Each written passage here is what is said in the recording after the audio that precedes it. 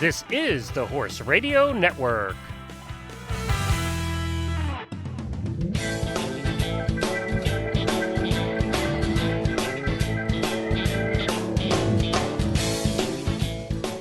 Hi everyone, Glenn the Geek here with the Horse Radio Network, and you're listening to the first episode of the HRN Auditor Roundtable, the show where we get a few of our HRN auditors together to talk about horses and life. We are putting this episode out on the Stable Scoop radio show feed for all to hear. It's sort of like eavesdropping on the tack room conversation. And I'm here as a facilitator, and we'll ask the questions and sit back and relax and enjoy it like the rest of you.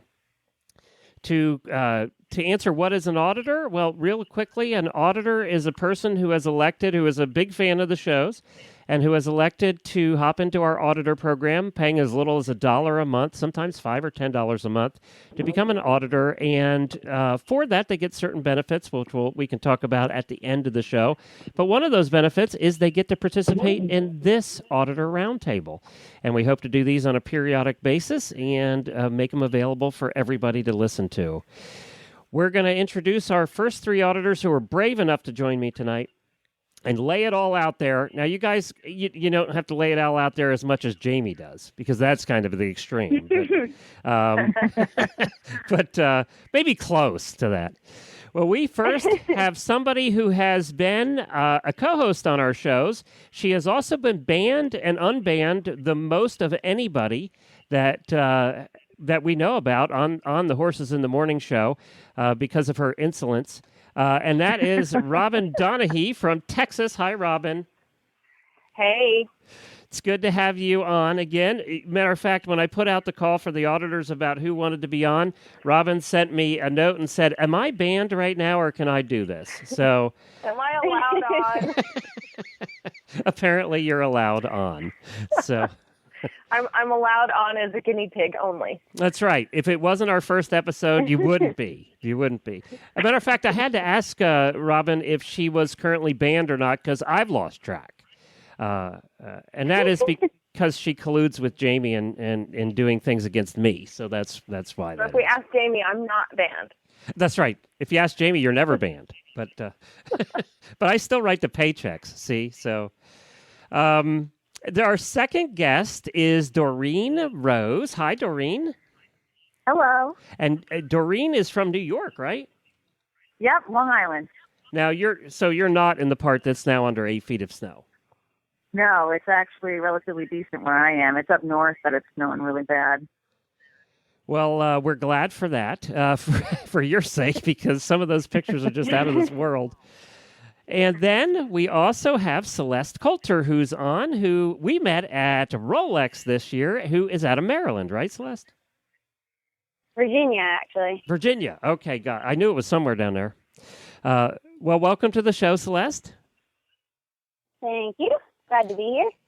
So let's learn a little bit about you guys before we let you talk to each other.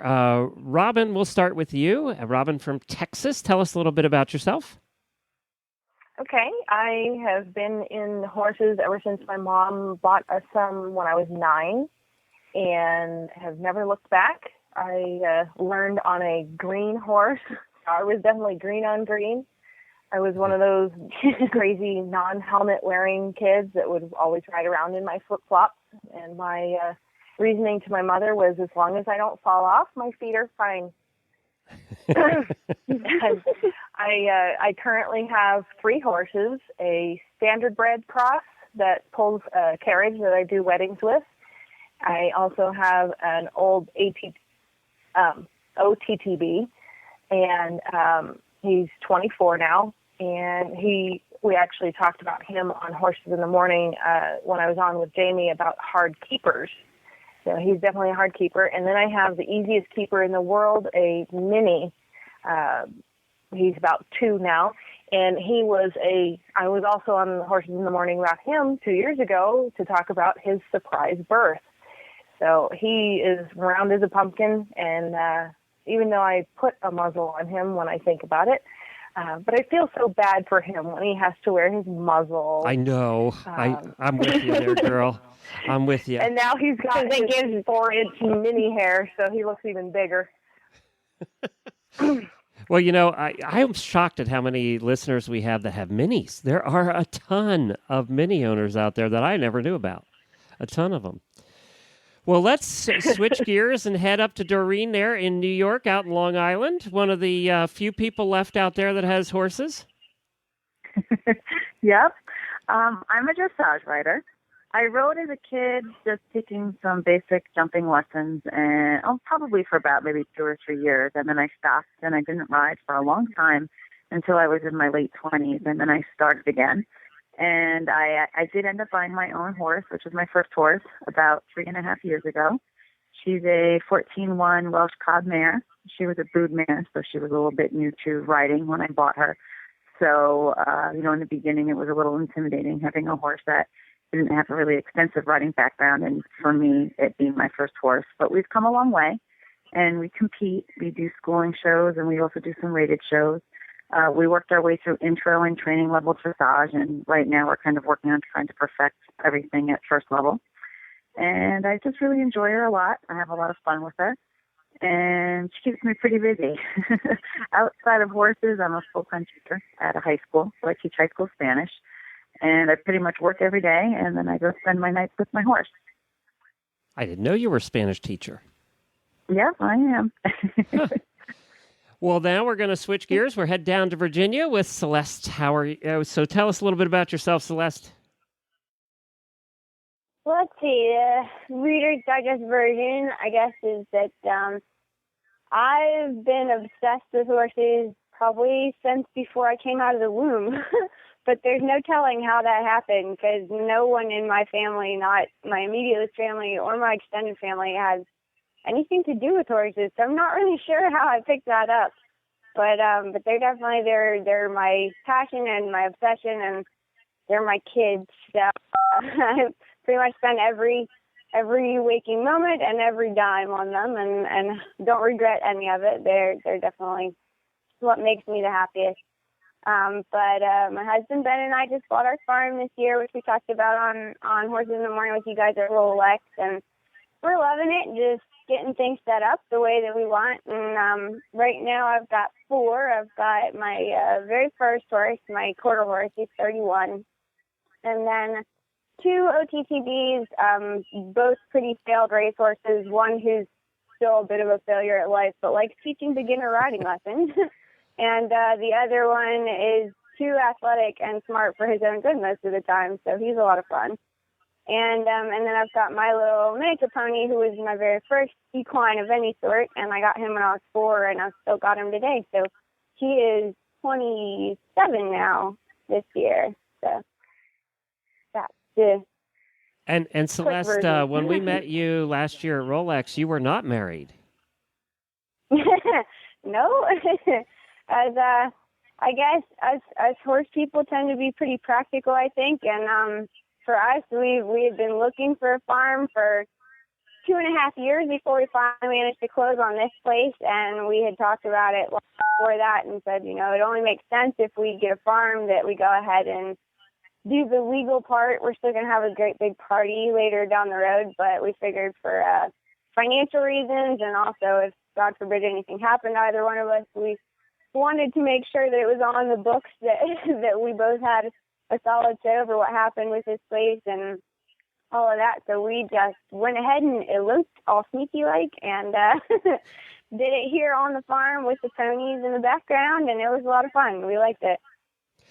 Now, it wasn't because Jamie and I gave you endless crap at Rolex and gave Ben endless crap at Rolex, was it? Was he feeling guilty at the time he left? No, but, it's pretty funny because we only told a handful of people that we were going to do it because we weren't trying to keep it a secret, but I have a kind of crazy family on my mother's side, and we were just like, just tell the people what we want to come that it's going to happen. Everybody else can find out after, right?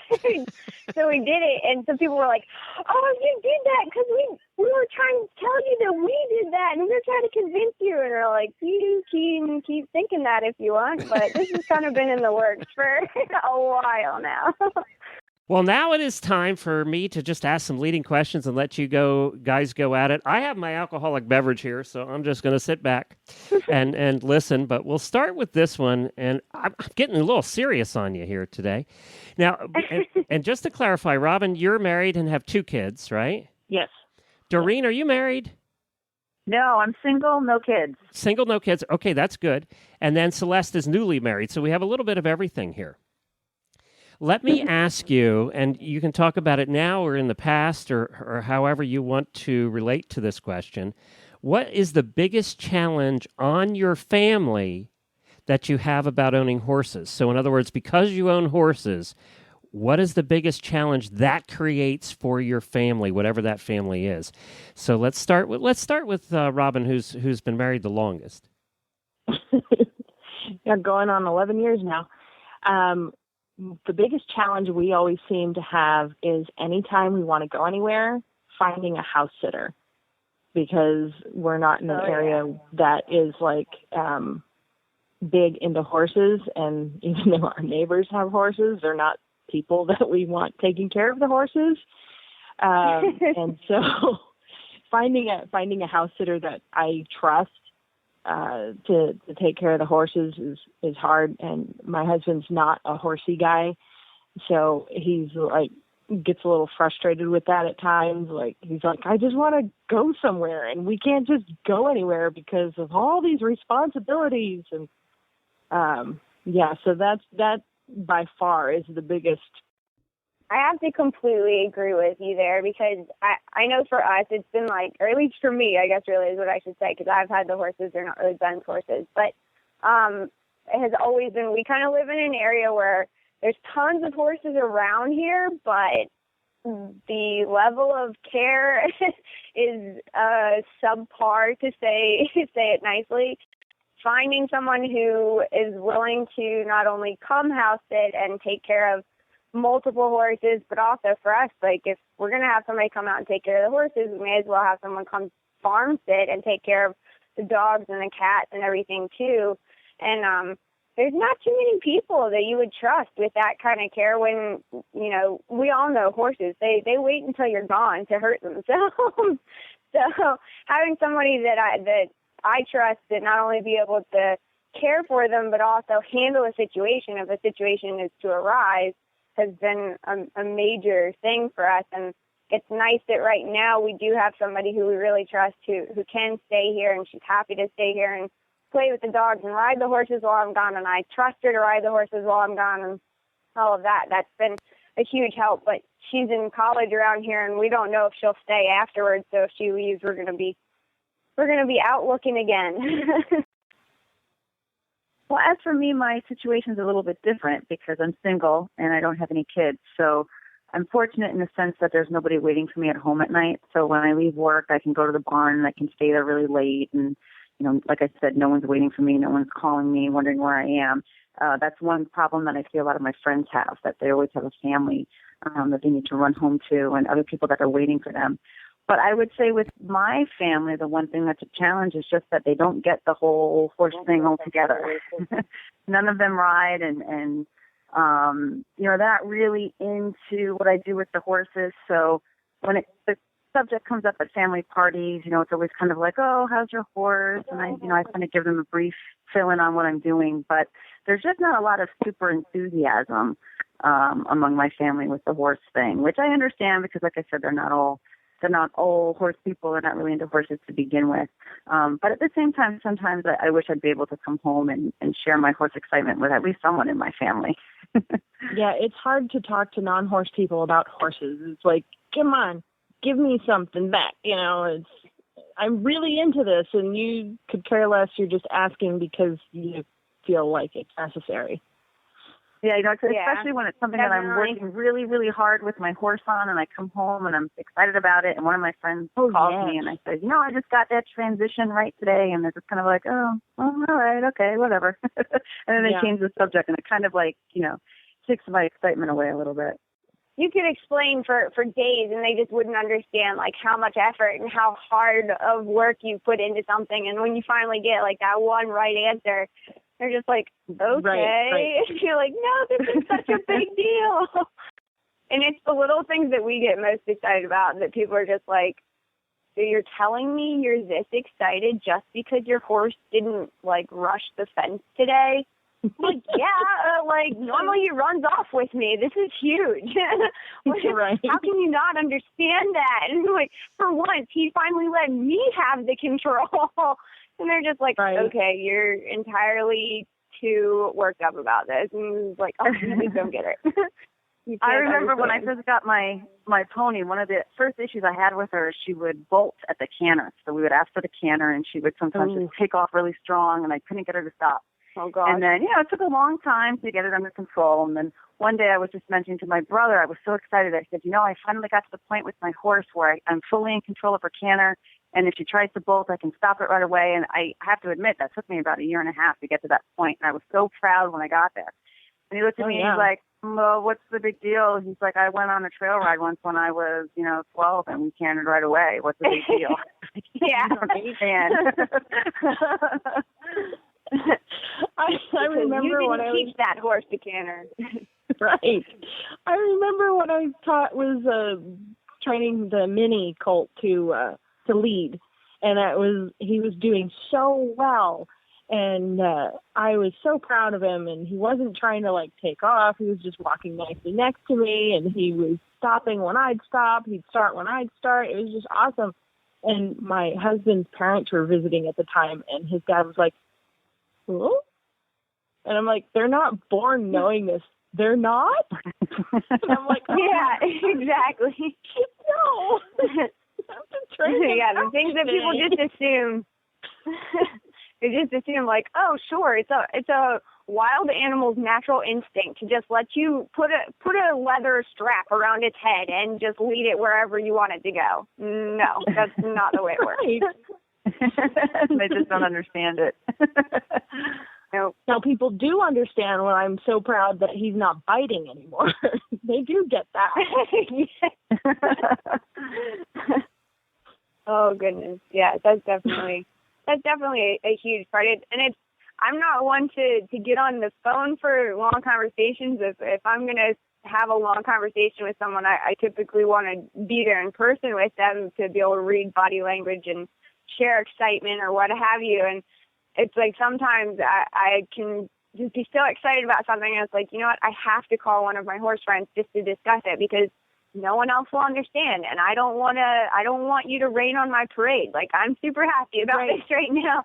Right. Don't be my buzzkill. I want to stay happy about it, so I have to call someone who will actually get what I'm talking about enough to be like, that's awesome, congratulations. Right. You have to find someone on the same wavelength. It is a downer when you're all pumped up about something awesome that you accomplished, and then people are like, huh?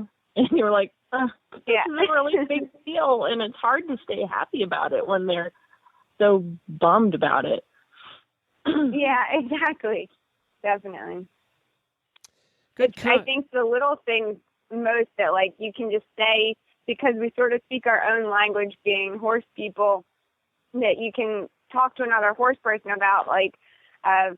One of the things I remember most is when I had just moved my 6-year-old up to novice, and I had taken him up to the Virginia Horse Center for horse trials, and I had schooled him on cross country the day before.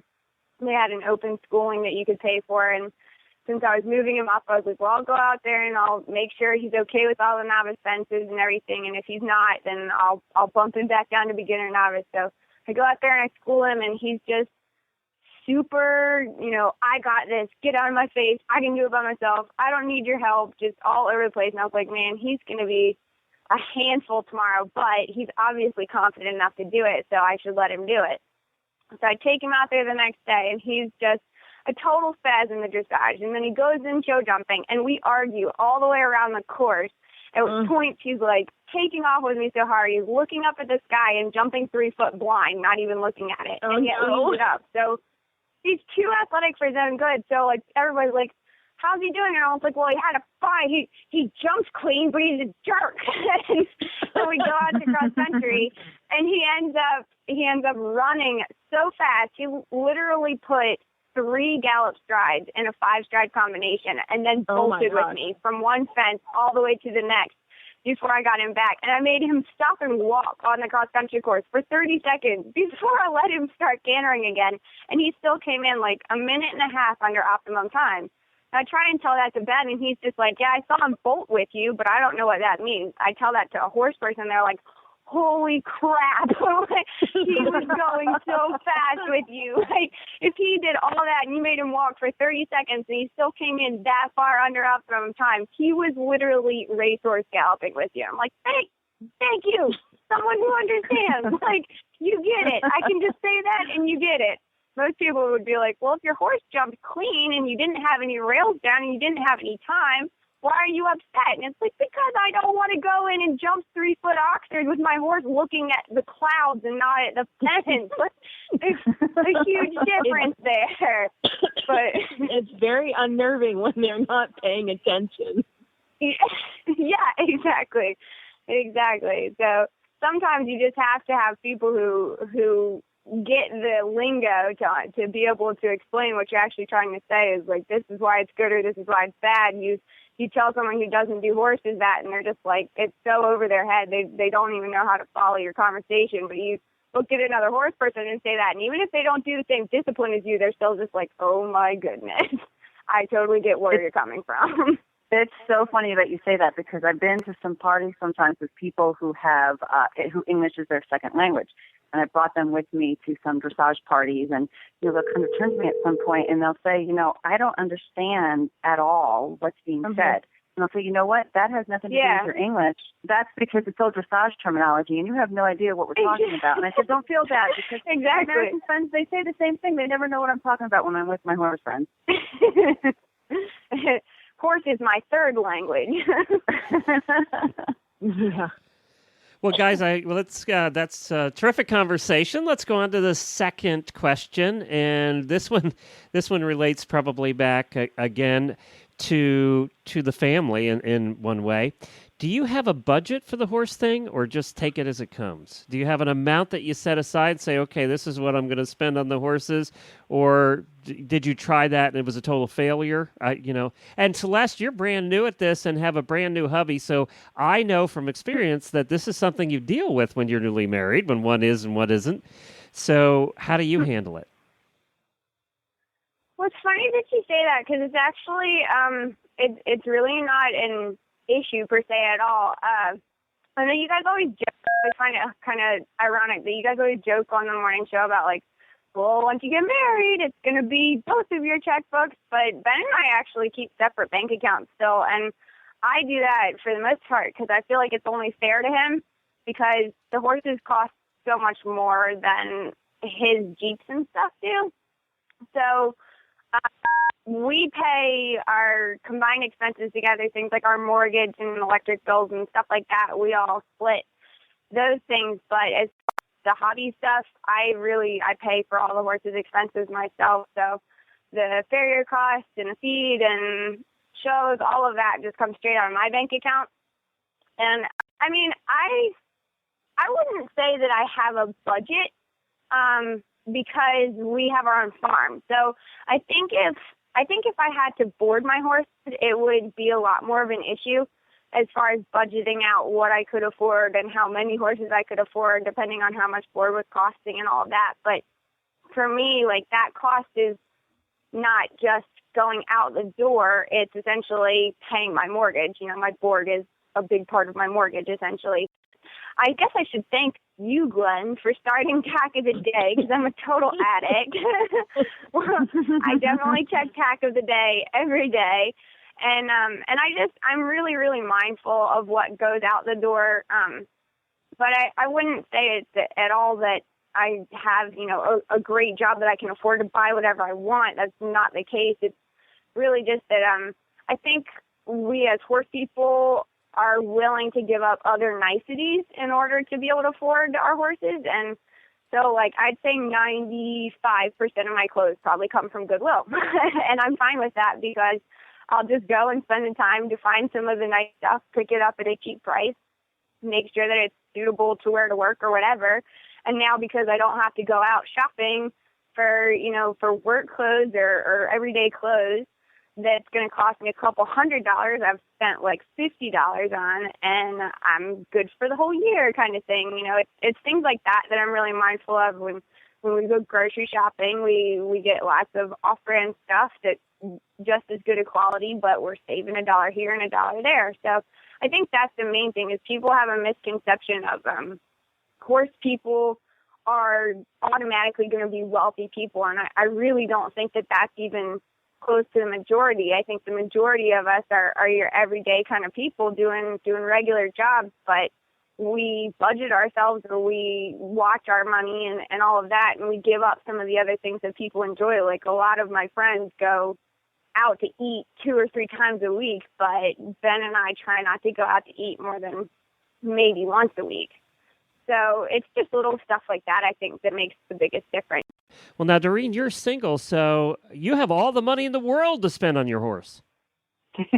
Yeah, no one to yell at me when I spend too much on my horse. Right. Well, what I found the hardest since I've owned the horse is I was always somebody who worked more than one job. I would have my full-time job, and then if I ever felt like there was something I wanted to save up for, or maybe I had a credit card that was going a little high and I got a little nervous, I was always able to just go out and get another job for a few months. Like, I might have picked up a waitressing job, or especially during the summer as a teacher, I have 2 months free where I could always just do a summer job. And that all changed when I bought my horse, mainly because I almost consider her now like another full-time job of mine. So if I were to go to work every day and then go to a second job at night to make more money, then I'd be losing out on my time with my horse, which is the main thing that my money is going towards in the first place.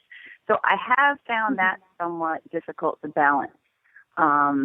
Just there are times that I wish I could bring in a little bit of extra income, but the question always comes down to, when am I going to have the time to do it? Because I don't want anything to cut into my training time or my riding time. And now, even during the summers, I really don't want to be locked into a summer job, because I want to be available to show during the summer. And I want to be available to go to clinics and to travel to away shows, and I want to keep myself available for all of that. As a teacher, the one advantage I have is that I can tutor, and I could just do a tutoring session for an hour here and an hour there. And, with tutoring, it's hit or miss. Some years I'll have a lot of students that need tutoring, and other years there won't be that many. I got very lucky last year in that I was pretty busy tutoring towards the end of the school year, and that actually paid for the majority of my show season last summer.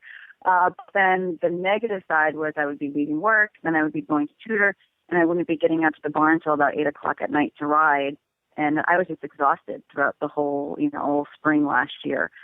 So, it is different because I don't have other people that depend on me, and I don't have kids that are coming to me for money. Or, like I said, there's no one else sitting down with me every month complaining about, why I spent this on the horse, or, why did I have to get her this blanket? Why couldn't I have just gotten her something cheaper? But I guess even being single, you still have your own financial challenges when you own a horse. I just pretty much take everything as it comes. And I will say that my monthly costs with my horse are pretty steady in terms of what I have budgeted in for her board and for the training. But what's gotten a little bit expensive is the showing. And even when I started, I just did a few schooling shows here and there. Then I started doing the rating shows. And, of course, when you do the rated shows, then you have to have all the memberships, and that adds up after a while. And then last year when I started traveling, that adds an extra expense to everything, because then I have to pay for the show that we go to. If we're there for 2 or 3 days, I have to pay for her board for the 2 or 3 days, or wherever we're staying, for the stabling. Then I have to pay for the hotel room for me. And what I basically do now is, instead of taking a vacation once a year, I save up all that money and I use that for horse shows. So I consider when I go away at a horse show, that's pretty much my vacation now. Well, and boy, when you have to trailer to go to a show out of Long Island, any of the roads out of Long Island with a trailer, I don't admire you for that. I really don't. It's exhausting. And, the first time I did an away clinic was this past summer. We went to a place, it should have been about a 6-hour trailer ride, and ended up being about 10 hours. But the one thing that I just didn't really realize until I got there was, since I was there by myself, I couldn't sleep in any of the days, because even though maybe I wouldn't have to ride in the clinic until, say, 11 or 12 o'clock, or even if the away shows, if I didn't have to ride till 2 o'clock, I still had to get up in the morning. I still had to feed my horse. I still had to take care of her in the morning. So it's not even like I really got to have any sort of a break or any downtime, or I didn't get to sleep in any of the days because I still had to make sure that I was there in the morning to feed her, to take care of her, to walk her around. The same thing at night. I had to make sure that I was there at night to make sure she had her dinner and take care of her. So even though that was technically, that clinic or that show may have been my little vacation time, I still felt like I was working around the clock. It was exhausting.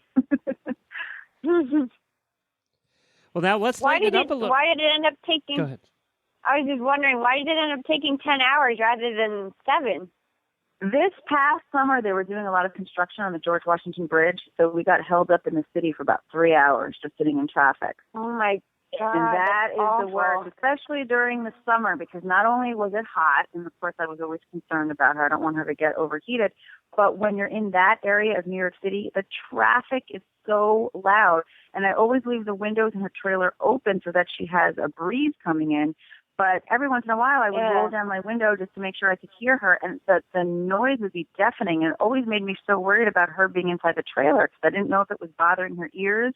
I have a little camera on her, and I could see her. She never looked like she was too upset about anything, or it didn't seem like her ears were bothering her or she was in pain. But the traffic there was so loud, and there was nothing I could do about it. We were pretty much just stuck there for 3 hours. So about that was desensitized, huh? Summer. She's either she's desensitized now, either that or totally deaf. I'm not sure which. One or the other. Get some of those horse earplugs like Tammy Sarance uses for the amount of shooting. For shooting, yeah. And once you're past New York City, then it's then you're on pretty relatively quiet road, and the traffic everywhere else is just not so bad. But it's like whenever I get closer to the city, that last hour or hour and a half of my drive is always so stressful because, of course, everyone's driving around you, and they don't particularly care that you have a horse in your trailer, and they're zipping past you really fast. And I always dread when I'm coming back from a show or a clinic, I always dread the last hour and a half of the ride because it's just the most stressful. Yeah, definitely agree with Glenn. I don't envy you at all for that. Yeah. And horses and trailers equals, please pull in front of me and slam on your brakes. Exactly. I know. I don't think I curse. I curse a lot in general, but I don't think I curse any more than when someone puts my horses in danger on the road. Then crazy mama bear comes out. Me too. I get really angry. Now you know why they eloped. She said, Ben, we're getting married, and he didn't want to argue at all. It's like, tomorrow we're going. He knows better. Let's go on to the next question. We'll lighten things up a little bit, and we'll start with Robin here. If you had the money to get your dream horse, what would it be? Oh, Andalusian, hands down. Would it be riding, driving, or just driving? Or both? Both. I had an Andalusian cross when I was growing up, and I rode her father a lot. And oh my gosh, it was so fun. They're so athletic, and they could do anything. Jamie always says on the morning show, that they can't jump, but they can. I mean, my horse's sire could jump 3.6, no problems. So definitely an Andalusian that could ride and drive. Doreen? Well, I'm obsessed with Frisians. I think they are the most beautiful creatures that walk this earth. I think it's a combination of just like the striking, the black image of one of them just flowing along, and the long manes, and I love the feathers and the long tails. The one thing I'm not crazy about in them, though, is their big size, because I tend to like the smaller horses. So I don't know if I would want a Frisian or maybe a fell pony, because they look just like a Frisian, but they're in a much smaller package. The Frisians that I've seen are like in the 15-hand range. They just look and the fell ponies I think can be like 13, maybe 14 hands, so they're even tinier, because my Welsh Cob is 14-1, so I've become very used to being really low to the ground. Yeah. Okay. But yeah, even a Frisian, if it were 15 hands, something along those lines would be really nice. That would be my dream horse. And Celeste, would you go away from the OTTB? Oh God, no. They're a bright girl through and through. They're my absolute favorite. I think if you asked me my dream horse, it really would be my 6-year-old. He's a handful, but he is 100%. He's my heart horse. And I think the only thing I could do to make him more perfect would be just more money towards lessons. Lessons are something that I don't get to do as often as I would like. And I think if I could afford to take him out to my dressage boot camp and stuff more often, I think we could make a lot more progress more quickly. But I absolutely love the thoroughbreds. I love that they're a little bit hot. I love that they're almost always in front of your leg, and I'm a total speed demon. I love the cross country. I love going out and just, riding across the terrain and just taking fences at steeplechase and stuff like that. So, I would totally stick with my little thoroughbreds. Very good. And let's head over to the next question. We have 2 more left for you. If you could share one lesson that you've learned the hard way about life with horses, what would it be? Doreen? I would think there's a difficulty in balancing everything. Since I owned a horse, I always wonder, how do horsewomen do their housework? Because once I had a horse, I was always so busy, and I never had enough time to even come home and clean my house. And by the end of a full week, my house is an absolute mess. So I think having a horse has kind of taught me that I need to be more patient with things. I can't rush things. I can't always control everything. I can't do everything all at once, because now I have so many responsibilities that something has to give somewhere. That was a little bit hard for me in the beginning. And even just in dealing with the horse every day, I bought a horse that didn't have a huge amount of training under her belt. So it took a long time to do certain things with her that, I could have gotten on right away and done with a school horse. So it gave me an appreciation for how much work it really takes to make a good horse and to really adequately and properly train one of them. And when we do run into our little obstacles, I just have to always remember to take a deep breath and know that eventually we're going to work through it, and eventually she's going to get it, and I just have to sit back and just kind of let things happen. Robin? That's a good answer. I'd say the lesson that I learned is no matter how many horses you've had in your life or how long you've owned horses for, anytime they colic, there's this helpless feeling that you have, and you panic because you never know. Is it going to be just a mild colic, or is it something major? And just the being afraid of colic, I guess, the thing I always worry about. And Celeste? Definitely a scary thing. I guess I kind of have 2. I think for myself, I think the biggest lesson I guess I've learned the hard way is that not every horse is made for every rider. And unfortunately, I learned that the hard way over about a 10-year period of trying to convince my other thoroughbreds, the really lazy ones, that work really wasn't such a bad thing and that jumping was really not the end of the world and stuff like that. And now that I look back on it, I realized that really from the start, we were always sort of firing gasoline together, the 2 of us. And I guess I kind of wish that someone maybe someone with, the knowledge that should have been looking out for me, trainers or what have you. I sort of wish that somebody had stepped in a long time ago and said, maybe you need to consider that this isn't the right horse for you, because he ended up getting to the point that he was downright dangerous with me. And it was partially, I'm sure, because it was a situation of green on green for the 2 of us as well.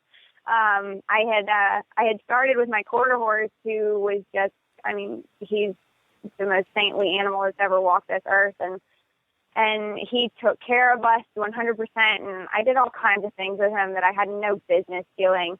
And because he made me so confident, because he always took care of me, I think I went into it with my thoroughbred, my second horse, he would barely walk, trot, canter, and I got him through the 4-H program back when they took donations, because he had essentially tried to kill his previous rider, and scared her so much that she was like, I can't keep this horse. And they tried to sell him, and of course no one would buy him because he was dangerous. And he got donated, and somehow I ended up with him as a 14-year-old ignorant child, and thought, well, it's no big deal that he just stood up on his hind end for 30 seconds with me. Like, it's okay. I'm gonna make him work anyways.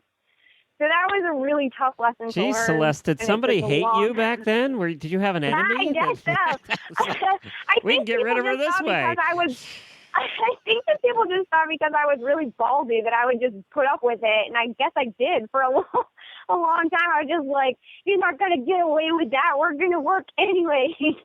But it took a long time for me to come to terms with it, because I do love him, and I care very much what happens to him, and that's why I've still got him, is because I was like, well, I could never let him go to a home where he would put himself in another dangerous situation like that. But took a long time for me to come to terms with the fact that he didn't want to do the job I wanted him to do, and that I still very much wanted to do it, but I needed to finally listen to him and give him what he deserved, and that for him is a different job. And ironically, for 10 years he tried to more or less kill me, and then I just so happened to be like, all right, well, I pretty much gave him a year off where he just wasn't doing anything. And Ben got on him, and Ben's ridden, I think now, like a handful of times, maybe 4 or 5 times. And all those times have really just been, I throw a Western saddle on one of the horses, he gets on and just walks so that he doesn't have to walk on his own 2 feet around the cross-country course or whatever. If I'm schooling or something, he'll just get on and ride just to not have to trudge out there by himself. And I put Ben on him one day because I was like, he's really calm, he's not going to do anything, and Ben's just going to walk anyways. And then it was just like this look of relaxation came over his face, like, oh my God, I don't have to do anything today. So this is like the coolest thing since sliced bread. I'm just going to take care of this stack of potatoes on my back, and that's all I have to do. And I'm going to get, a cookie for it later. So now he's actually teaching beginner riding lessons for me. And that's just his jam. He really enjoys it. So it was hard for me to realize that, like, just because he's got the potential, the horse can very easy physically, he can very easily jump 3'6", but his brain is not in it and his heart's not in it, so it's not the right thing for him. But he was sort of my only option at the time, and so I went through that for a long time, trying to get him to think like, no, really, it's okay, it's not that hard. So that was really difficult for me to learn the hard way, but I'm glad now that I have a horse that does enjoy the job, wants to do it with me. And hey, Celeste, really though, I gotta say though, trying to tell a 14-year-old that that horse wasn't right for her is trying to tell an 18-year-old girl that the bad boy is not good for her either. There's not a lot of listening going on at that point. Yeah, Doreen? Sounds exactly like my thoroughbred. You needed to learn that one on your own. Yeah, well, probably someone still should have. Probably somebody still should have jumped in at some point and been like, he is legitimately dangerous for you. But you know what? It thankfully he never sent me to the hospital. He got me off more times than I can possibly remember or count. But he never. And now you know how to fall. He's not a mean-spirited horse. Oh, yeah, I can fall real good. Duck and roll. Doreen, yeah. All right, last question then for you guys is, and this relates back to being an auditor and why you're on the show in the first place, is why did you choose to become an auditor? And we're going to go to Robin last because she hates me right now. So, Doreen first. Okay. Well, it was funny when I discovered you guys, because for a while I had been thinking to myself, I spend a lot of time in my car. Some days I'm behind the wheel of the car about, 2.5 up to 3 hours between my commute from work to the barn and home and all the different places I have to go. And for a while I had been thinking to myself, I spend so much time listening to the radio, the same songs over and over. It gets kind of boring. And it would be really great if I could find something to listen to that was maybe like a veterinary show or some information about horses or something along those lines, or even just other animals that I'm interested in. And the funny thing is, I had done searches for podcasts using the word horse and horseback riding and never came across you guys. It wasn't actually until I had a magazine. One of the magazines I was reading, I think, made reference to the dressage radio show. And I thought to myself, oh, wow, that's kind of interesting. So I looked that up, and then I found out that you were a whole network of shows. So I started downloading the podcast and listening to them in my car. And I was really happy to have finally found something that kept me entertained while I was driving along, kept me awake all the time and interested and alert. But it was also very educational. And I feel like since I started listening to the Horse Radio Network, I have learned so much about horses, not even just about my discipline and about horses in general, but a lot of Dr. Wendy's veterinary care and her tips I've found really interesting. I'm not a driver, but I love listening to the driving radio show, and I find it interesting listening to eventers and all the other variety of shows that you have. I learned so much that when the opportunity came up to be an auditor, I was interested in just doing my part to give back to you guys a little bit of what you give to me. And from my small contribution each month, I hope it just keeps the Horse Radio Network going, and I hope you guys can be around forever. I really do feel like when I drive around in my car that instead of it just being me on the road by myself heading out to the barn, I feel like I have two horse friends sitting in the back seat just talking about horses the whole time, and I just get to listen in on the conversation and have fun.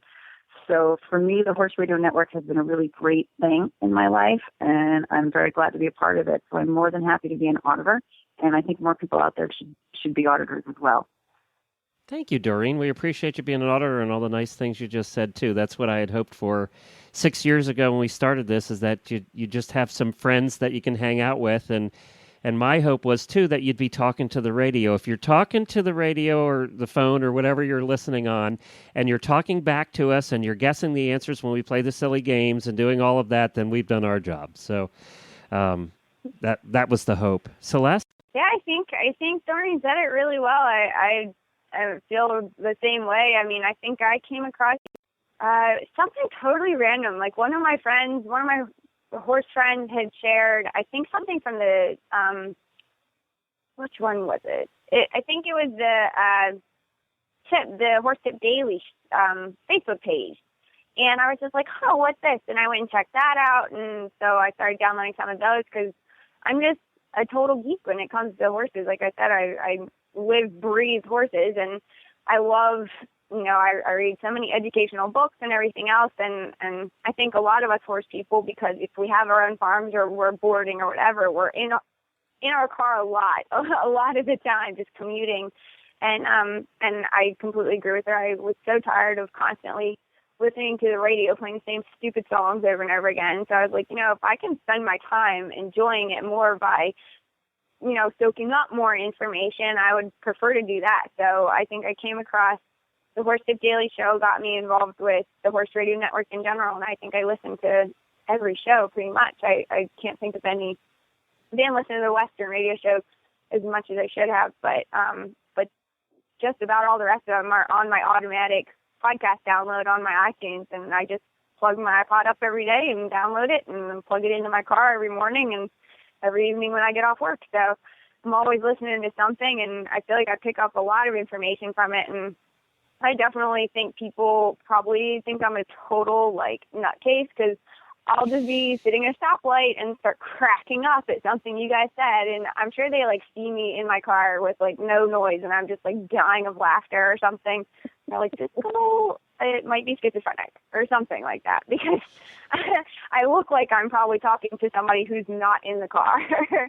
So I really enjoy it. I get a lot of entertainment out of it. I feel like I get a lot of information about it. I love all the vet stuff and everything that you guys do too. And to me, it was a lot the same way. It was just like, if I get this much enjoyment and entertainment and education out of it, I feel like you guys deserve, a few of my dollars. I might not have a lot to spare, but it's something that I want to budget towards to make sure that I can help you guys keep continuing, because I would be heart-stricken if y'all disappeared. I would have nothing to listen to anymore. Well, I feel the same way. I don't know what I would do with myself. Well, thank you guys for that. I appreciate that. We're not planning on going anywhere, by the way. So I have no other options. This is it. So I'm going to hang around. Besides, who else would pay me just to talk? So Robin, I hate to ask this of Robin. No, I'm just kidding. I pick on Robin a lot, but Robin and I have co-hosted the show together. So, Robin, why did you choose to become an auditor? So Jamie could get paid. We joke about that, but she does make a little bit of money on the side. So No, I discovered you guys right before the driving radio show started. I was reading on one of the driving email forums, and people started posting about this driving radio show that was going to be starting and that we should listen to it. And I hadn't even ever listened to a podcast before, so I was like, well, now I have to figure out how to do this. And once I got on the driving radio show, then I started hearing talk about how you had other shows. So I started listening to other shows. I listened to Stable Scoop and Horses in the Morning. And I have to say, when I heard you and Jamie banter back and forth on Horses in the Morning, I was hooked.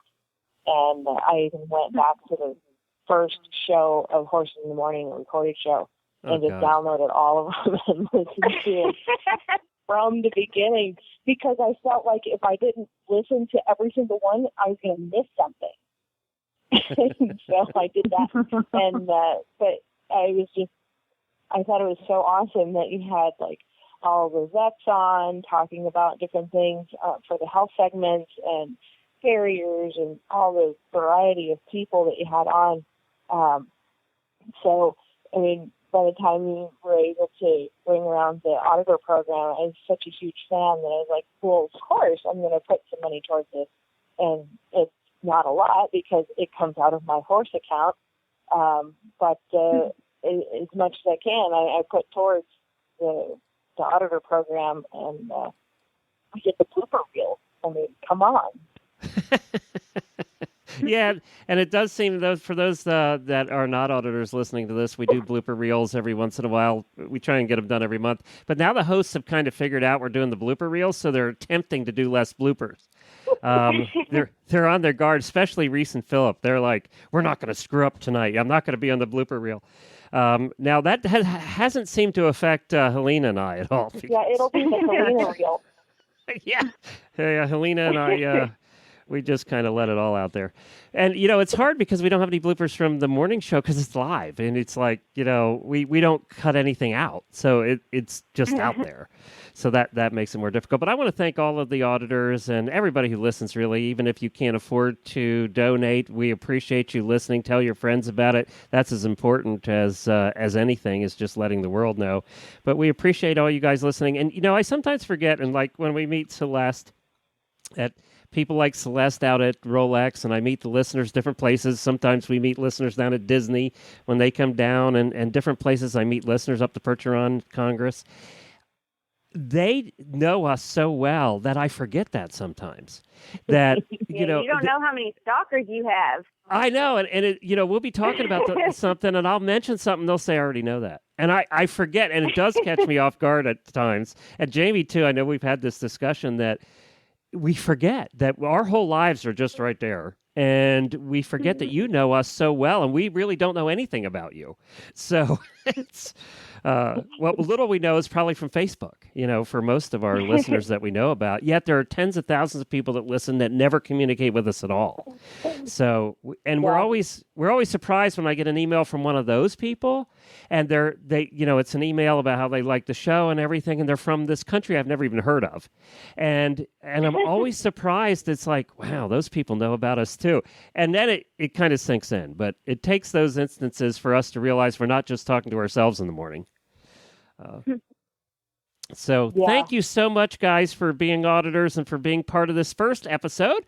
We'll continue to hopefully do this again. If you would like to become an auditor, stop by any one of our websites. Just go to horseradionetwork.com. There's a big button right in the middle. You can do it for as little as $1 a month and be part of this HRN Auditor program. Thank you, Doreen. Thank you, Celeste. Thank you, Robin. Appreciate you being here. Thank you. Absolutely. Bye, guys. It was nice to talk to you, ladies.